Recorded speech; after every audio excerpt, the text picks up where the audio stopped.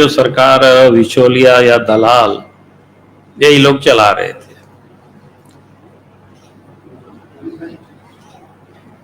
और जिस प्रकार से कानून व्यवस्था भी इस प्रदेश में जो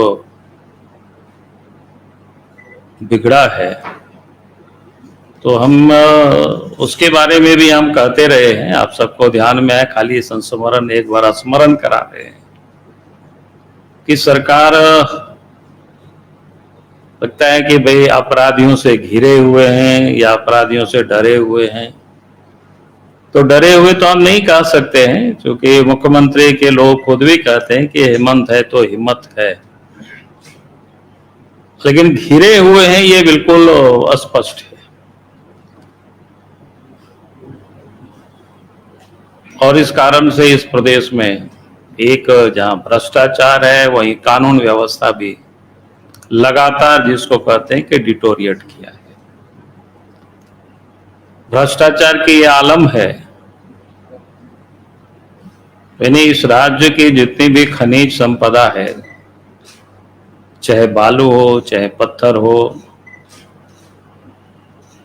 चाहे कोयला हो या आयरन ओर हो, यानी जिस भी प्रकार की जो खनिज है, लीगल तो नहीं बल्कि इलीगल तरीके से खूब ये 30-32 महीनों तक की लूट मची हुई है। और समय समय पर पार्टी ने सरकार को आगाह करते रही है, और मैंने तो खुद सरकार को पत्र भी हम लिखते रहे हैं कि कहां किस प्रकार से गड़बड़ी हो रही है। लेकिन यहां तो सरकार लगता ही नहीं है कि कोई हेमंत सोरेन की सरकार है। सरकार तो विशुद्ध रूप से कह सकते हैं दलाल और बिचौलिया लोग चला रहे थे। और पिछले दिनों आप सबके संज्ञान में है किस प्रकार से ईडी ने जब यहां जांच की, तो पहले तो उनके सचिव के ठिकानों से जो करोड़ों रुपया मिले, आज वो जेल में।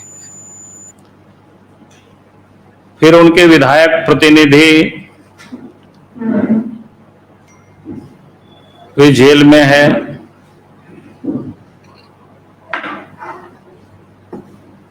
तो ये बिल्कुल किसी से छुपा हुआ नहीं, ये तो उनके विधायक प्रतिनिधि या सचिव। लेकिन कल जिसकी गिरफ्तारी हुई है अमित अग्रवाल, तो चाहेंगे कि मुख्यमंत्री तो उनके बारे में बताने चाहिए कि भाई ये क्या थे।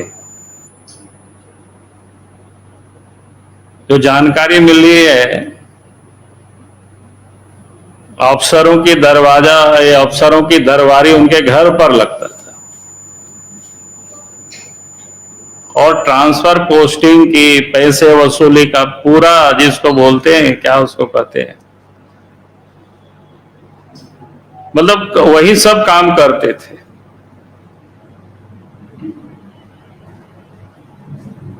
अगर इतनी अफसर उनसे लोग मिलते थे या उनसे लोग बात करते थे, तो मुख्यमंत्री को तो बतानी चाहिए उसके बारे में कि उनसे क्या संबंध था या सरकार में उनकी कौन सा ओहदा वो होल्ड करते थे,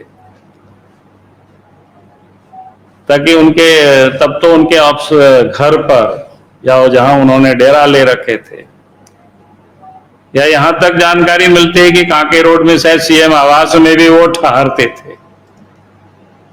भाई कोई ना कोई उनके साथ रिलेशन तो होगा, लेकिन मुख्यमंत्री को ये तो बतानी चाहिए। राज्य की जनता ये जानना चाहेगी कि आखिर इतना बड़ा कोई व्यक्ति गड़बड़ घोटाला करे, सरकार को एक प्रकार से संचालित करे, और उनके यहां बड़े बड़े अफसर जाकर के दरबारी करे, तो इसका मतलब ये होता है कि उन लोगों के साथ, यानी मुख्यमंत्री के साथ उनके अच्छे ताल्लुकात रहे होंगे। तो उनका क्या संबंध है ये तो मुख्यमंत्री को बतानी चाहिए। और हम तो जरूर चाहेंगे कि ईडी को भी कि भाई उनके सारे मोबाइल के डिटेल्स निकालनी चाहिए कि उनसे कौन कौन अफसर, चाहे पुलिस हो, चाहे आईएएस हो या आईपीएस अफसर हो, उनके साथ रेगुलर टच में थे। और फिर उन लोगों से भी पूछताछ होनी चाहिए कि आखिर उनके साथ जो रेगुलर जो टच में थे, उसके साथ उन सारे लोगों का क्या संबंध रहा होगा। तभी इस करप्शन पर, इस भ्रष्टाचार पर इस राज्य की जनता को मुक्ति मिल सकती है, और नहीं तो ये मुक्ति नहीं मिलेगी। क्योंकि जिस प्रकार से यहां अफसरों को टूल्स की तरह यूज किया गया और अफसर भी टूल्स की तरह यूज हुए, और सिर्फ वसूली में लोग लगे। और इसलिए आप देखते होंगे कि लॉ एंड ऑर्डर इतनी बिगड़ी है कि आए दिन चोरी, डकैती, हत्या, ये सब तो होता ही है। बहु बेटियों की इज्जत भी सुरक्षित नहीं है, किस प्रकार से लोगों को जला दिए जाते हैं। और इसलिए हम तो कहेंगे कि भाई इस प्रदेश में इन सारे अफसरों के ऊपर एक जवाबदेही, रिस्पॉन्सिबिलिटी फिक्स होनी चाहिए। और जब तक इन लोगों के ऊपर कोई रिस्पॉन्सिबिलिटी नहीं फिक्स्ड होगी तो क्राइम ऐसे ही होते रहेगा, बढ़ते रहेगी। तो आज इस राज्य की यही हालत बन गई है। और इसलिए हमने लगा कि, क्योंकि जैसा मैंने कहा कि पंकज के बारे में लोगों को पता था कि वो विधायक प्रतिनिधि है,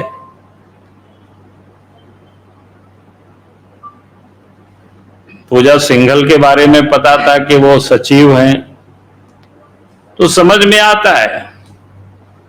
लेकिन प्रेम प्रकाश क्या संबंध था, क्या थे वो मुख्यमंत्री के साथ?